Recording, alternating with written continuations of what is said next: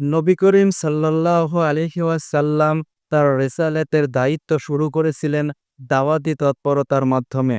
আল্লাহ ঘোষণা করেছেন, হে নবী, নিশ্চয়ই আমি আপনাকে পাঠিয়েছি সাক্ষী বানিয়ে, সুসংবাদদাতা ও ভীতি প্রদর্শনকারী। আল্লাহর অনুমতিক্রমে তার দিকে আহ্বানকারী রূপে ও উজ্জ্বল প্রদীপ হিসেবে।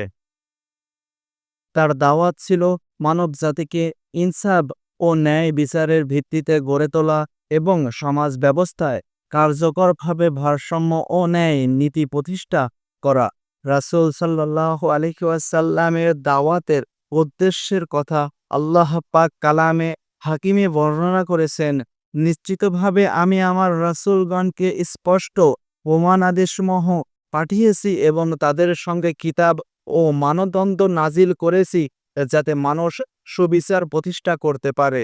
রাসূল সাল্লাল্লাহু আলাইহি ওয়াসাল্লাম দিনের যে দাওয়াত পেশ করেছিলেন, তার বিরোধিতা করেছিল তদান্বিত আরবের প্রতিষ্ঠিত শক্তি, যারা সমাজের নেতৃত্ব স্থানীয় ব্যক্তি ছিলেন তারা, এবং যারা ধর্মীয় নেতৃত্বের আসনে ও সমাসীন ছিল।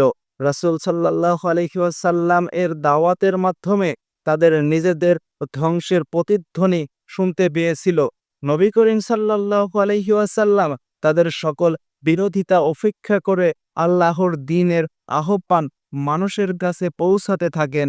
এই আহ্বানের মাধ্যমে মূলত কায়েমি স্বার্থবাদী গোষ্ঠী বুঝতে পেরেছিল এই দাওয়াতের তদান্বিত উদ্দেশ্য হচ্ছে নেতৃত্বের আমূল পরিবর্তন।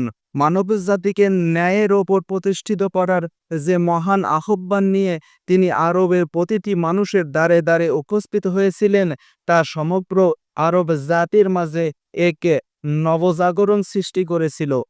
বিদ্রোহ, উপহাস, বিরোধিতা ও আক্রমণের তীব্রতা কোনো কিছুই তার এই দাওয়াতি তৎপরতাকে বাধাগ্রস্ত করতে পারেনি।